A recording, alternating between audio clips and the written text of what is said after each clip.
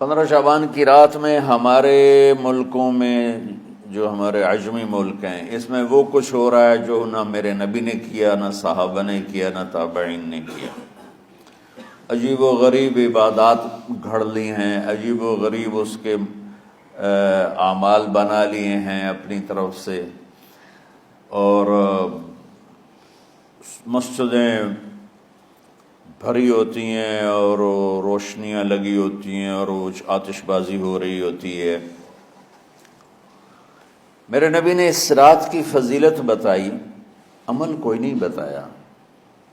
جیسے یہاں کوئی صلاۃ تسبیح کی جماعت کرا رہے ہوتے ہیں، کوئی اجتماعی تہجد پڑھ رہے ہوتے ہیں، کوئی دیگیں چڑھا رہے ہوتے ہیں، کوئی آتش بازی کر رہے ہوتے ہیں، تو وہ اس میں اتنا غلو ہو گیا ہے کہ یہ بھی ٹھیک نہیں۔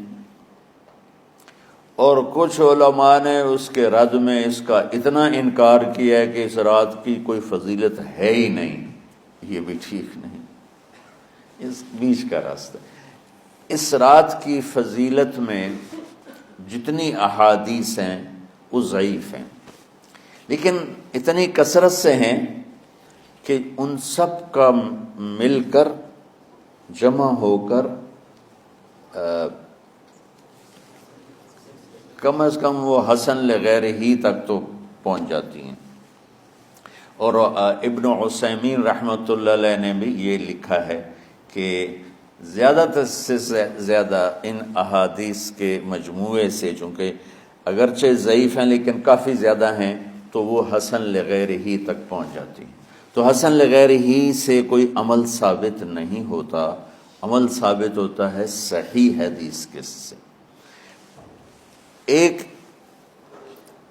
احادیث کی کثرت سے روایات، اور ایک امت کا عمل، کہ امت کا بہت بڑا طبقہ صدیوں سے اس رات کا اہتمام کر رہا ہے، لیکن کچھ عرصہ پہلے تک اہتمام تھا دن میں روزہ رکھنا، رات کو کوئی نوافل پڑھ لینا، کوئی 2 چا زیادہ پڑھ لینا، لیکن اب یہ ڈھول تماشے جو اب شروع ہوا ہے اس کا تو کوئی وجود ہی کوئی نہیں ہے۔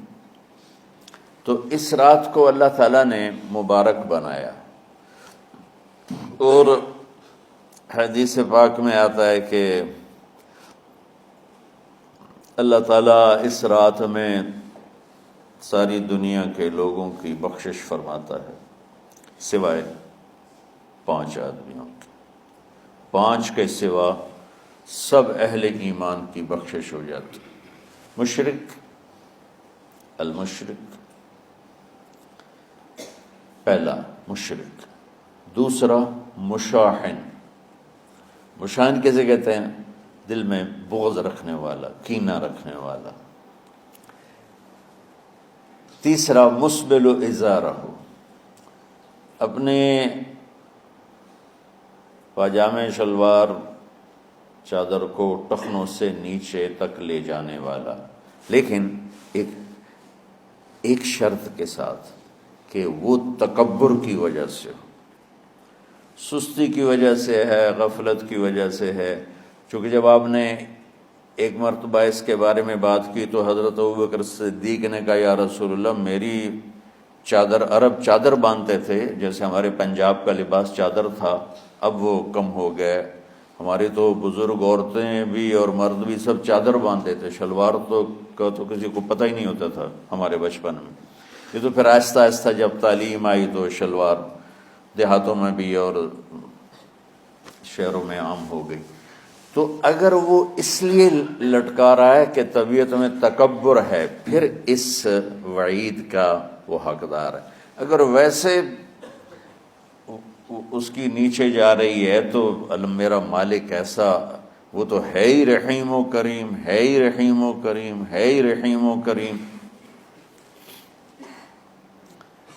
صرف شلوار نیچے لٹکانے سے وہ اتنی شدید سزا دے، اگر اس کے پیچھے تکبر ہے پھر ہے، یہ تکبر نہیں ہے تو انشاءاللہ وہ اس سے محفوظ ہوگا۔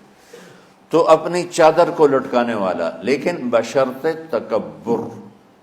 کتنے ہو گئے؟ عاق لوالدیہ، ماں باپ کا نافرمان، نافرمان ایسا کہ دکھ دینے والا. چھوٹی موٹی اونچ نیچ تو ہر بچے سے ہو جاتی ہے، نہیں، جن نے والدین کو ٹکڑے ٹکڑے کر دیا ہو اور ان کو دکھ دے دے دے دے کے ان کا سینہ چیر دیا ہو.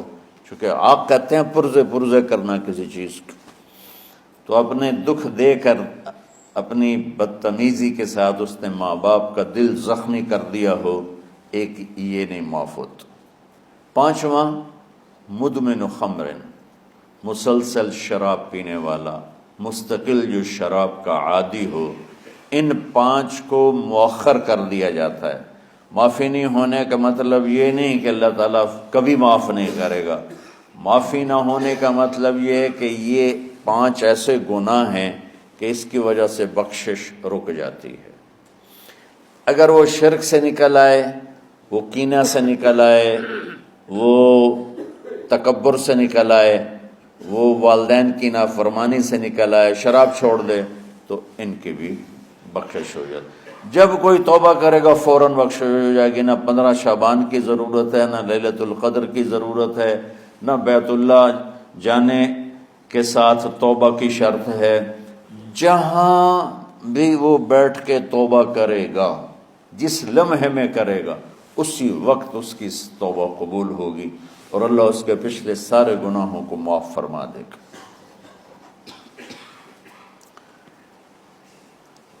دن کا روزہ، رات کا قیام، زیادہ زیادہ قیام سے مراد نوافل ہیں. کوئی گھر میں پڑھ لے، کوئی مسجد میں پڑھ لے. نوافل، نفلی عبادات گھر میں ہی افضل ہوتی ہیں.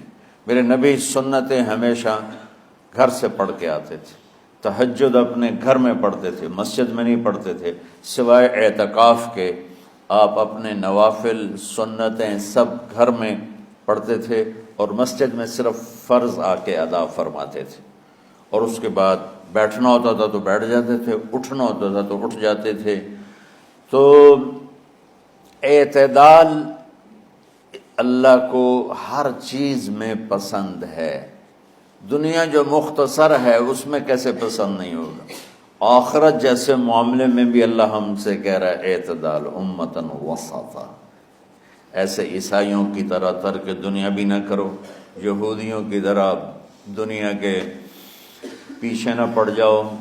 رزق حلال بھی کماؤ، اپنے بچوں کو بھی دیکھو، اپنے فرائض کو بھی دیکھو جو دنیاوی ہیں، اور اللہ سے بھی اپنا معاملہ ٹھیک کرو اور درست کرو. بعد کے زمانے میں صحابہ کے بعد سے ہی ایک انتہا پسندی امت میں آئی. ساری ساری رات جاگنا. فلاں بزرگ تھے، وہ رسے سے اپنے بالوں کو باندھ لیتے تھے کہ نماز پڑھتے پڑھتے جب نیند آئے اور جھٹکا لگے تو رسے سے بندھے ہوئے بالوں سے اس جھٹکے سے تکلیف ہو اور ان کی آنکھ کھل جائے اور پھر نفلوں میں شروع ہو جائے. ایک فلاں بزرگ تھے، وہ اپنے آنکھوں میں نمک کا سرما لگاتے تھے تاکہ آنکھیں جل جائیں، اس میں وہ جلن پیدا ہو جائے اور نیند اڑ جائے. یہ ایسے واقعات بھرے پڑے ہیں. فلاں بزرگ تھے، انہوں نے 30 سال عشاء کے وضو سے فجر کی نماز ادا کی. یہ اپنی جگہ پہ بزرگی ہے، لیکن یہ بھائیو یہ دین ہم پیش نہیں کر سکتے. فلاں بزرگ تھے، وہ 30 سال سے ستو کھا رہے تھے کہ روٹی کھانے اور ستو کھانے میں 70 دفعہ سبحان اللہ کا فرق پڑ جاتا ہے. تو روٹی کھائیں تو 70 دفعہ سبحان اللہ کم کہہ سکتے ہیں، اور ستو کھائیں تو 70 دفعہ سبحان اللہ زیادہ کہہ سکتے ہیں. تو لہٰذا ان کا مجھے تو 30 سال ہو گئے، میں تو ستو کھا رہا ہوں، میں تو روٹی نہیں کھا رہا. یہ دین نہیں ہے. یعنی یہ وہ دین نہیں جو ہم انسانیت کو پیش کر سکتے. یہ تو لوگوں کو دوڑانے والی بات. یہ راہبانیت کی شکل ہے. یہ وہ دین نہیں جو ہم لوگوں کو پیش کریں گے تو وہ کہیں گے واہ واہ واہ واہ کیا دین ہے بھائی، قبول کرو. یہ ایک قسم کا غلو آیا. میں ایک حدیث سناتا ہوں، بخاری شریف میں بھی ہے، مجھے اب ہر شے بھول گئی. لیکن وہ ہے نہی الغلو، اس طرح کر کے آپ لوگ زیادہ جانتے ہوں گے جو